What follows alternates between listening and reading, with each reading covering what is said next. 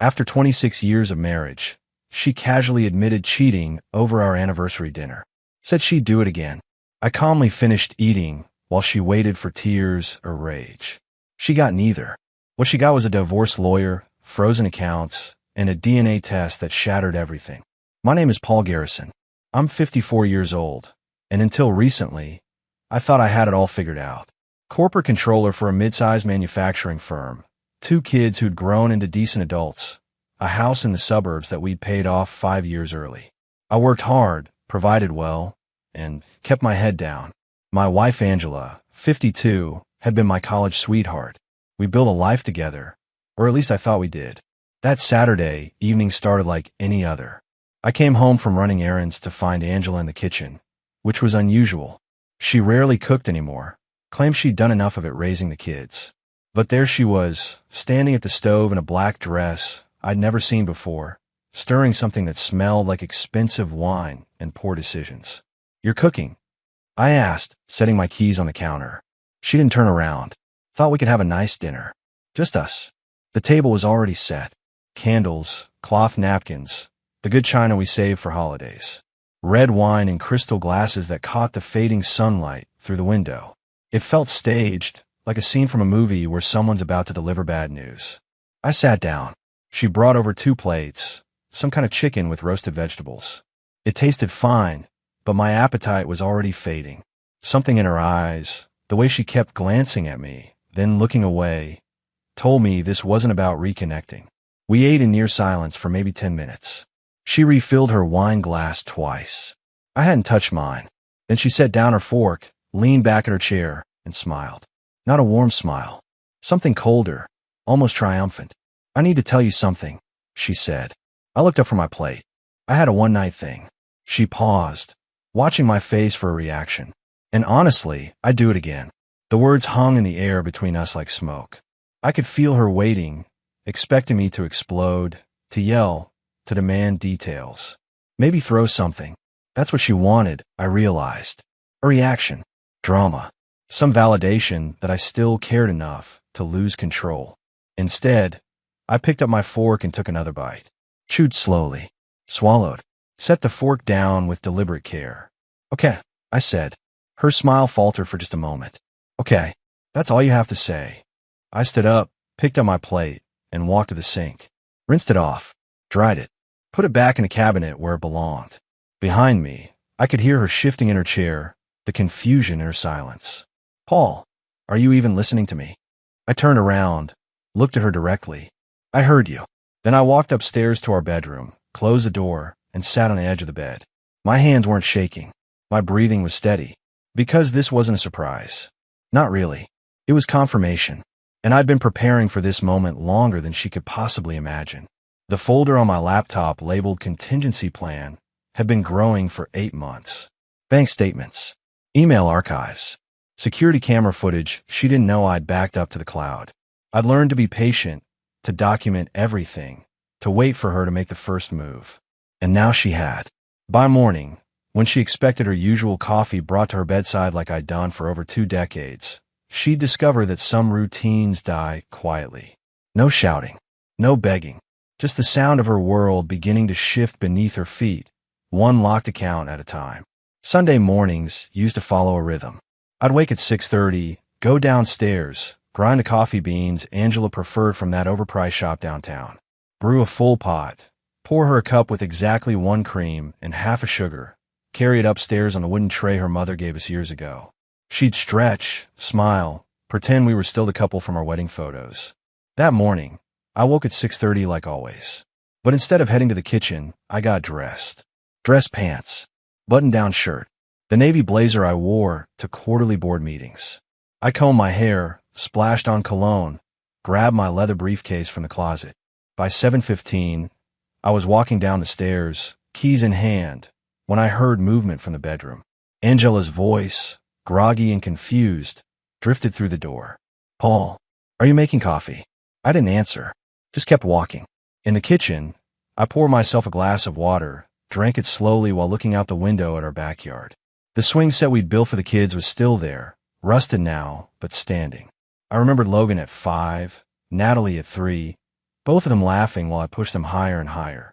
Angela had been inside, on the phone with her mother, barely watching. I heard footsteps on the stairs. Faster now. Urgent. She appeared in the kitchen doorway, hair messy, wearing that silk robe I'd bought her for Christmas 3 years ago. The one she said was too expensive, but wore constantly when she wanted to feel elegant. "Where are you going?" she asked. I set the glass in the sink. Out. Out where? It's Sunday morning. I picked up my briefcase, looked at her directly. The password to the joint checking account has been changed. Her face went blank. What? You heard me. I walked past her toward the front door. She followed, her voice rising. Paul, what are you talking about? Why would you change the password? I opened the door, stepped outside into the cool morning air. Try logging in. You'll see. Paul. She was standing on the porch now, barefoot, arms crossed. This is ridiculous. Change it back. I got in my car, started the engine. Through the windshield, I could see her face shifting from confusion to anger. She pulled out her phone, probably trying to access the account right there. I knew what she'd see. Access denied. I backed out of the driveway and drove away. In my rearview mirror, she was still standing there, phone in hand, looking smaller than I'd ever seen her. I didn't go to the office. I went to a coffee shop 3 towns over, the kind of place where nobody knew me. Ordered a black coffee and a bagel, sat by the window, and pulled out my phone. 3 missed calls from Angela already. Then a text.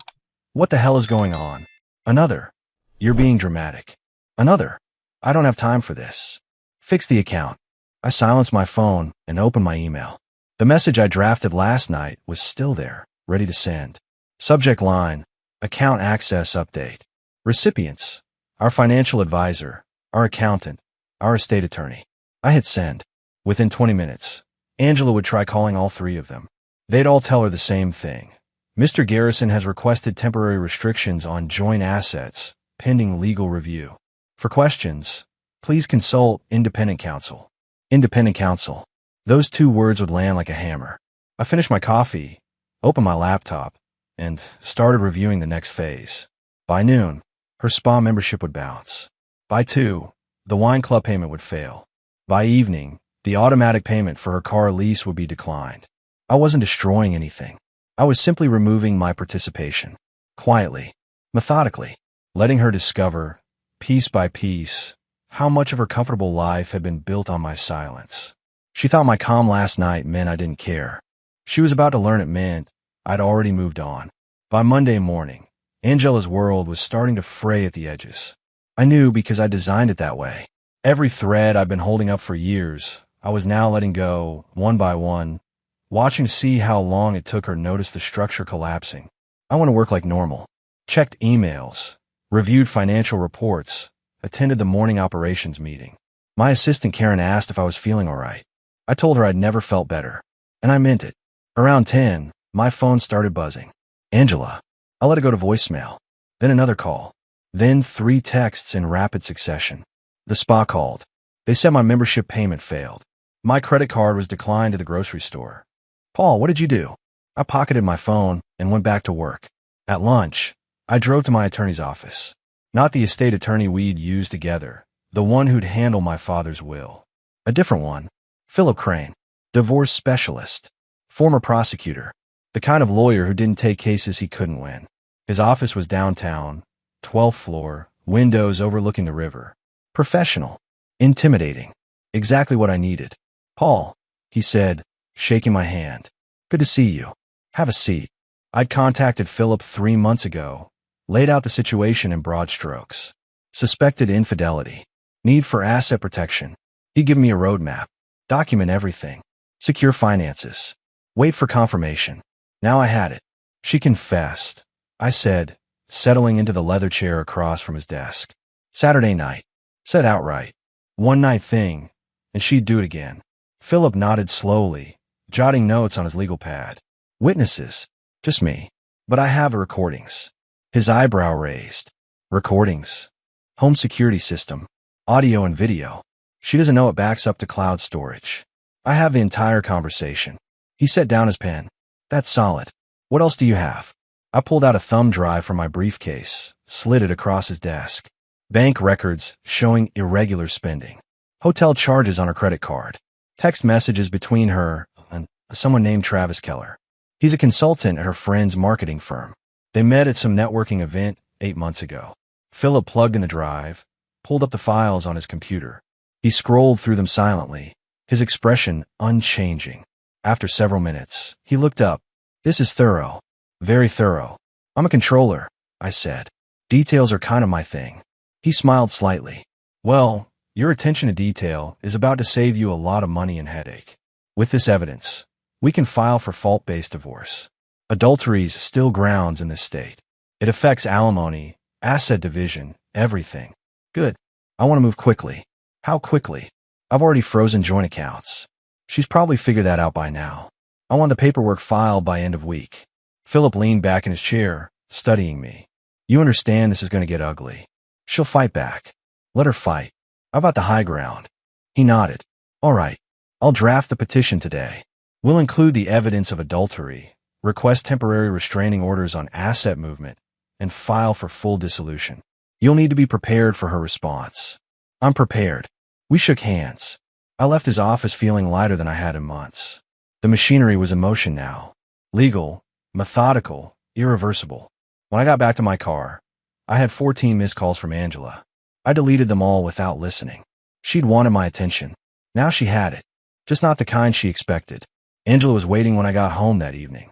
Not in the kitchen, not upstairs, but in the living room, sitting on the couch with her arms crossed and her face set in that expression I'd seen 1,000 times before. The one that said she was the reasonable one, and I was being difficult. "We need to talk," she said the moment I walked through the door. I set my briefcase down, took off my jacket, hung it on the hook. "About what?" "Don't play dumb, Paul. You know exactly what." I walked past her into the kitchen, opened the refrigerator, pulled out a bottle of water. She followed me, her heels clicking on the tile floor. "You locked me out of our accounts," she said, voice rising. "Do you have any idea how embarrassing that was? My card got declined to Whole Foods. In front of people I know." I took a drink of water, looked at her calmly. "You should have kept a separate emergency fund. Financial planning 101. Her face flushed. "This is our money, Paul. You can't just lock me out." "Actually, I can." And I did. "Why?" "Because I told you the truth. Because I was honest." I set the water bottle down on the counter. "You call that honesty? Sitting me down at dinner, smirking while you tell me you cheated and you do it again? That's not honesty, Angela. That's cruelty. I thought you could handle it. You're always so calm, so controlled. I thought you wouldn't even care. You thought wrong." She stepped closer, her voice dropping to something almost pleading. "Paul, come on. It was one mistake. One night. It didn't mean anything. Then why'd you say you'd do it again?" She faltered. "I don't know. I was angry. I felt trapped. You're always working, always focused on everything but me. So you cheated. I made a mistake." "No," I said, meeting her eyes. "You made a choice, and now I'm making mine." Her expression shifted, fear creeping in behind the anger. "What does that mean?" "It means you should probably find yourself a lawyer." The color drained from her face. "A lawyer?" "Paul, you're not serious." "Dead serious. You can't just throw away 26 years over one night." I picked up my water, moved toward the stairs. "I'm not throwing anything away. You already did that." "Paul, wait." I stopped, turned back. "Do you know what the worst part is? It's not the cheating. It's that you thought I was too weak to do anything about it. You thought you could tell me to my face, watch me sit there and take it, and then we just go back to normal. Like I'm some kind of doormat. I never said that. You didn't have to." I went upstairs, closed the bedroom door, and locked it.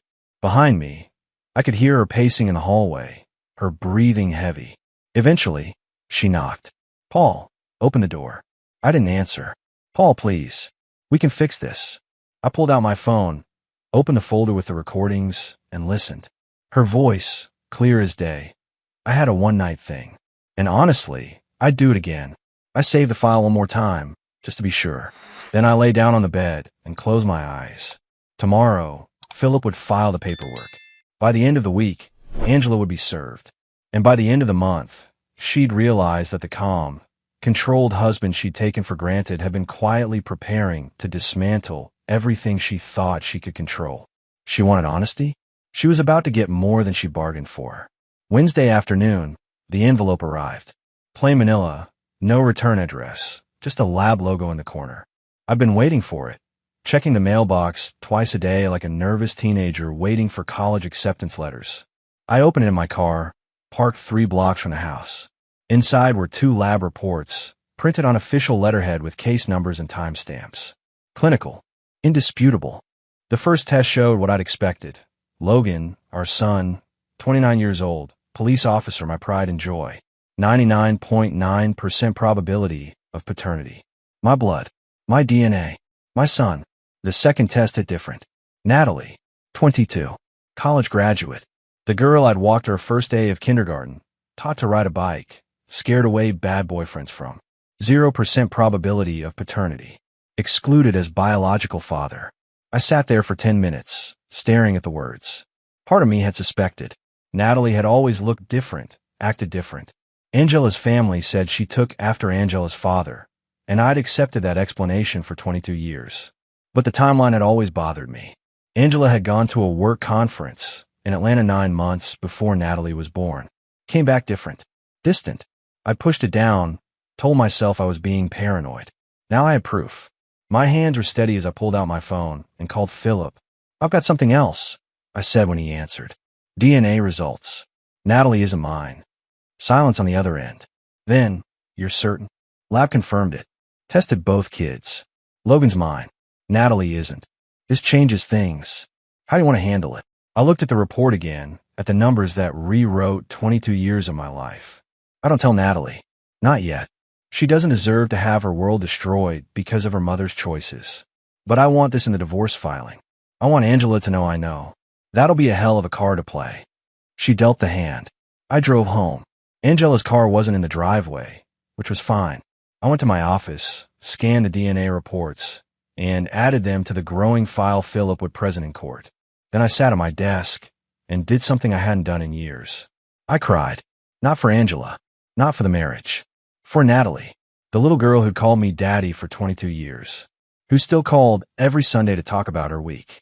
Who'd asked me to walk her down the aisle someday. Biology didn't change what we'd built. I was her father in every way that mattered.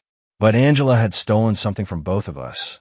Had lied every single day for over 2 decades. And that betrayal cut deeper than anything else. When Angela got home that evening, I was in the kitchen making dinner. She walked in cautiously, like approaching a wild animal. Paul, she said softly, can we please talk? I plated my food, didn't look at her. Nothing to talk about. There's everything to talk about. This is our marriage. Our family. I turned to face her. Tell me about Atlanta. Her face went white. What? 23 years ago. That work conference you went to. In Atlanta. Tell me about it. She swallowed hard. I don't understand what that has to do with. Who's Natalie's father, Angela? The silence that followed was deafening. She opened her mouth, closed it, opened it again. No words came out. That's what I thought, I said, and walked past her with my plate. Behind me, I heard her start to cry. But I didn't stop. Didn't comfort her. Didn't give her the absolution she wanted. She'd had 22 years to tell me the truth. Now she'd have to live with the consequences. Thursday morning, Logan showed up at my office. He was in uniform, badge, and gun visible. That serious expression cops were when they're about to deliver bad news or ask hard questions. My assistant buzzed me. Paul, your son's here to see you. Send him in. Logan closed the door behind him, didn't sit down. Just stood there, arms crossed, looking at me the way he probably looked at suspects. Dad, what's going on? I leaned back in my chair. Your mother didn't tell you? She called me crying last night. Something about DNA tests in Atlanta. She wasn't making much sense. I pulled up the scanned report on my computer, turned the screen toward him. Natalie isn't biologically mine. He stared at the report for a long moment. Then he sat down heavily in the chair across from my desk. Jesus. Yeah. Does Natalie know? Not yet. I don't want her to know until I figure out how to tell her. If I tell her. Logan ran a hand over his face. This is insane. I saw Mom with that guy a year ago. And now this? How long has she been lying? 22 years, apparently. He looked up at me, and I saw something in his eyes I'd never seen before. Anger. Raw, protective anger. I'm sorry, Dad. I should have said something when I saw her. I should have. This isn't on you, son. This is on her. Still, you didn't deserve any of this. We sat in silence for a moment. Then Logan straightened up, his jaw set. I'm with you. Whatever you need. Mom made her choices.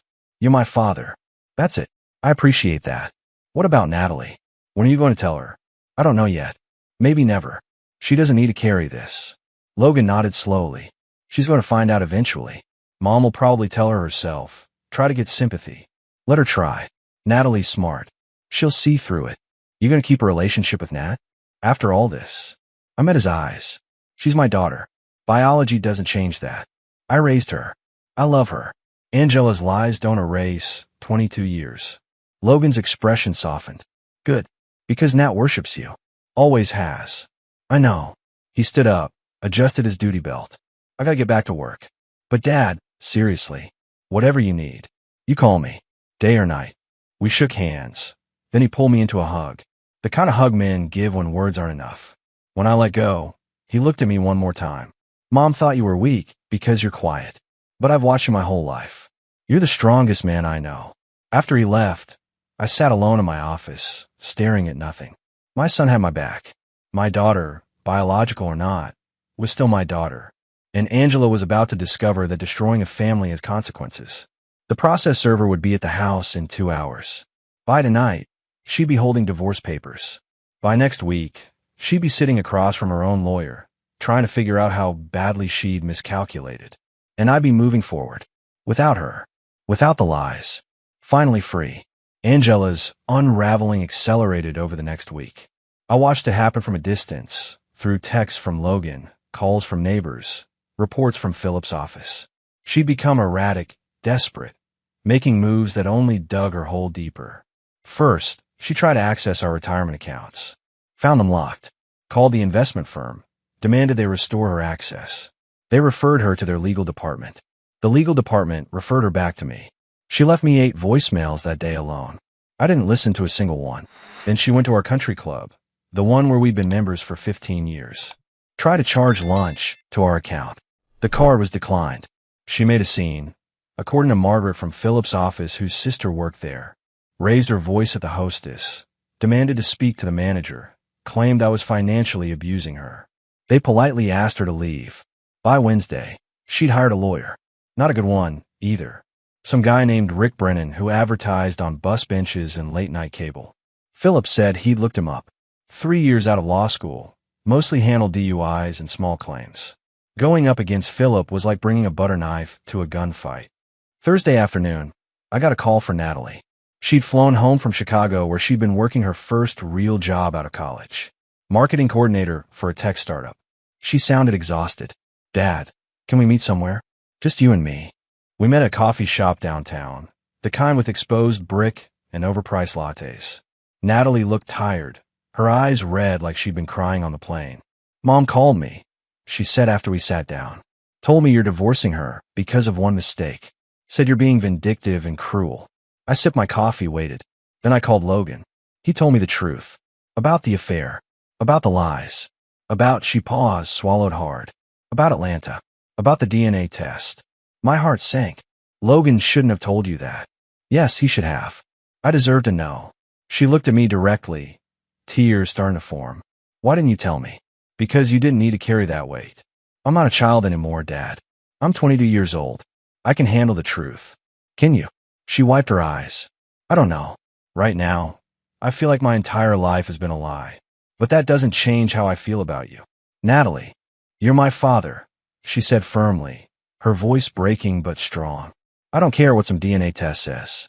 You're the one who taught me to ride a bike, who sat through every dance recital, every volleyball game, every parent-teacher conference. You're the one who helped me move into my dorm room and cried when you said goodbye. That's what matters. I reached across the table, took her hand. You're my daughter. Nothing changes that. Does the biological father know? I don't even know who he is. Your mother's never said. She pulled her hand back, anger flashing in her eyes. Of course she hasn't. Because she's a coward. She had 22 years to tell us both the truth, and she chose to keep lying. I'm sorry you had to find out this way. I'm not. I'm glad I know. Because now I understand why you're doing this. It's not about vindictiveness or cruelty. It's about self-respect. You deserve better than what she gave you. We talked for another hour. She told me about her job, her apartment, the guy she'd been seeing. Normal father-daughter conversation. despite the abnormal circumstances. When we hugged goodbye in the parking lot, she held on tight. I love you, Dad. I love you too, sweetheart. I'm not going to see Mom for a while. I can't. Not until I figure out how to process all of this. That's your choice. I won't influence it either way. She stepped back, looked at me with something like admiration. Logan was right. You're stronger than anyone gives you credit for, including Mom. After she left, I sat in my car for a long time. My daughter, biological or not, had chosen me. My son had my back, and Angela was discovering that burning bridges leaves you stranded on the wrong side of the river. Philip called that evening. Angela's lawyer filed a response, denying adultery, claiming reconciliation is possible, requesting spousal support. Let him request. We've got evidence that says otherwise. Agreed. We'll file our countermotion Monday. In the meantime, her lawyer wants to meet. Settlement discussion. Already, he knows they're going to lose. He's trying to minimize damage. No settlement. This goes to court. You sure? It'll cost more, take longer. I'm sure. She want to play games. Now she gets to see how they end. The following week, Angela's friends started abandoning her. I heard about it through Karen, my assistant, whose husband played golf with Tom Reynolds, whose wife Linda was in Angela's book club. Small-town information networks are better than any surveillance system. Linda had apparently confronted Angela during their Tuesday meeting, asked her point-blank about the affair, about the divorce, about whether the rumors were true. Angela had tried to spin it, paint herself as the victim of my controlling behavior. But Linda's husband was an attorney, and she'd seen enough divorce cases to recognize a cheater's playbook. If you lied to your husband for this long, Linda had said, how do I know you haven't been lying to us? The book club voted her out, 8-1, with only her cousin Emily dissenting. Her tennis partner, Diane, sent her a text saying she needed to focus on other priorities. Translation: she didn't want to be associated with the scandal. Even her hairdresser, according to Karen's sources, had suddenly become fully booked when Angela tried to make an appointment. Angela was experiencing something she'd never had to face before. Consequences. Real ones. Social exile. Financial pressure. The cold reality that actions have repercussions. By Friday, she'd left me 17 voicemails and twice as many texts. I'd read none of them. Philip advised me to keep it that way. Anything you say can be used against you. Let her lawyer handle communication. That evening, I had dinner with Logan and his wife Sarah at their place across town. Natalie had flown back to Chicago, but called in via video. It felt surreal, sitting there with my kids, talking about their mother like she was a stranger we once knew. She's been calling me nonstop, Sarah said. She was a nurse, practical and no-nonsense. Exactly the kind of woman Logan needed. Asking me to convince Logan to talk to you, to get you to change your mind. I told her I wasn't getting involved. Good, Logan said. This isn't your problem, babe. Natalie's face on the phone screen looked thoughtful. Do you think she'll try to contact the biological father? Use it against you somehow? She might, I said, but it won't matter. I raised you. The law recognizes that. Even if she finds him, it doesn't change the divorce proceedings. What about money? Sarah asked. I mean, you've locked her out of everything. What's she living on? She's got her own credit cards. The ones I didn't know about, apparently. Philip found statements showing about $80,000 in debt. I took a drink of water. She's been spending money we didn't have on a lifestyle she couldn't afford. When those bills come due, that's on her. Logan shook his head. I can't believe I grew up thinking you two had a good marriage. We did for a while. Then we didn't. I just stayed quiet too long. You weren't quiet, Natalie said from the screen. You were patient. There's a difference. After dinner, Logan walked me to my car. The night air was cool, stars visible above the streetlights. Dad, I gotta ask, are you doing okay? Like really okay? I considered the question. You know what? Yeah, I am. For the first time in years, I feel like I'm not walking on eggshells. I'm not wondering what mood she'll be in, whether she's lying to me, whether I'm crazy for suspecting things. I'm just living my life. It's peaceful. Good. You deserve peace. So do you. So does Natalie. And so does Sarah. Your mother's choices don't get to poison all of us. He hugged me again, that solid embrace that reminded me I'd raised a good man. Love you, Pops. Love you too, son. Driving home to my temporary apartment, I realized something. Angela had spent weeks trying to break me, trying to make me regret filing for divorce. trying to manipulate our kids into taking her side. But every move she made only pushed people further away. She was her own worst enemy, and I didn't have to do anything except stand firm and let her destroy herself. Justice, I learned, doesn't always require action. Sometimes it just requires patience. The divorce hearing was scheduled for a Tuesday morning in late October. Philip had warned me it might not even go to trial if Angela's lawyer had any sense. But Rick Brennan apparently believed he could perform a miracle with no evidence and a guilty client. The courtroom was smaller than I expected. Wood paneling, fluorescent lights, an American flag in the corner. Judge Patricia Harmon presiding, a woman in her 60s with steel-gray hair and a reputation for no-nonsense rulings. Angela sat at the other table with Brennan, wearing a conservative navy dress and minimal jewelry. The wronged wife costume. She glanced at me once when I walked in. I didn't acknowledge it. Philip laid out our case methodically, presented the security footage of Angela's confession, bank records showing her secret spending, the hotel receipts, text messages with Travis Keller stretching back 9 months. Each piece of evidence was time-stamped, documented, irrefutable. Then he presented the DNA results. Your Honor, we have laboratory confirmation that the defendant's daughter, Natalie Garrison, is not biologically related to my client.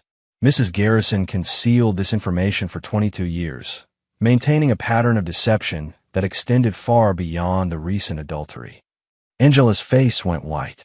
Brennan looked like he'd been hit with a brick. He stood up, fumbling with his notes.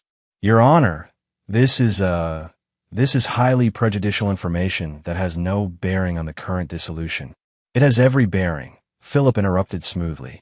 It speaks to Mrs. Garrison's character, her willingness to deceive, and her complete disregard for the sanctity of marriage and family.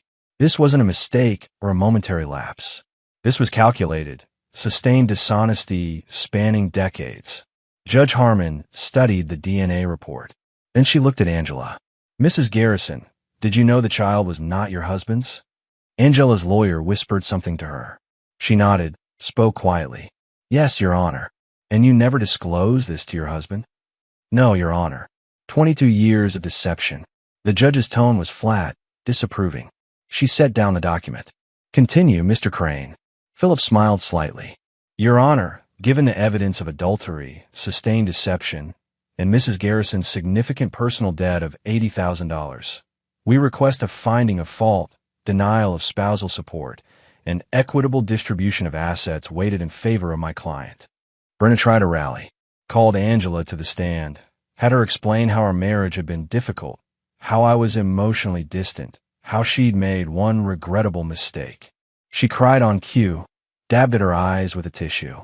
Judge Harmon looked unimpressed. Then Philip cross-examined. He was surgical, precise, leaving her nowhere to hide. Mrs. Garrison, you testified you made one mistake. How many times did you meet with Mr. Keller? I don't remember exactly. We have documentation of 17 separate hotel visits over 8 months. Does that refresh your memory? Her lawyer objected. The judge overruled it. And Mrs. Garrison, when you discovered you were pregnant with Natalie, did you attempt to determine paternity? I assumed. Yes or no, please? No. So for 22 years, you allowed your husband to raise and financially support a child you knew might not be his, without ever giving him the option to know the truth. She didn't answer. Just stare at her hands. No further questions, Your Honor. The judge took less than 20 minutes to deliberate. When she returned, her expression told the story before she spoke. I find in favor of the plaintiff. Marriage dissolved on grounds of adultery. No spousal support awarded.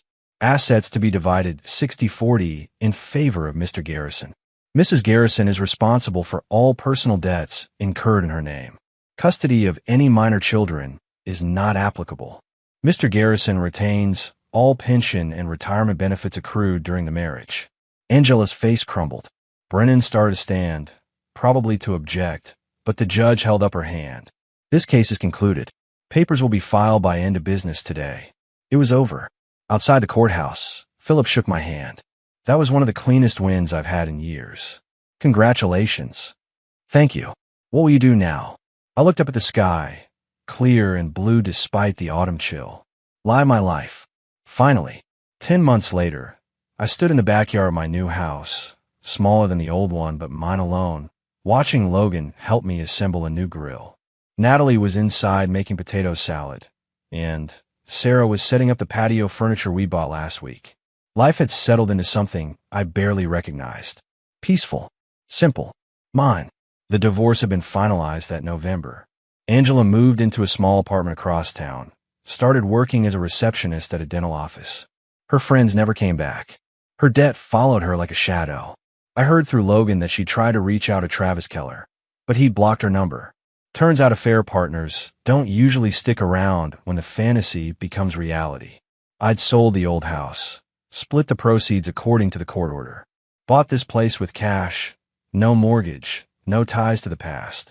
3 bedrooms, a decent yard, quiet neighborhood.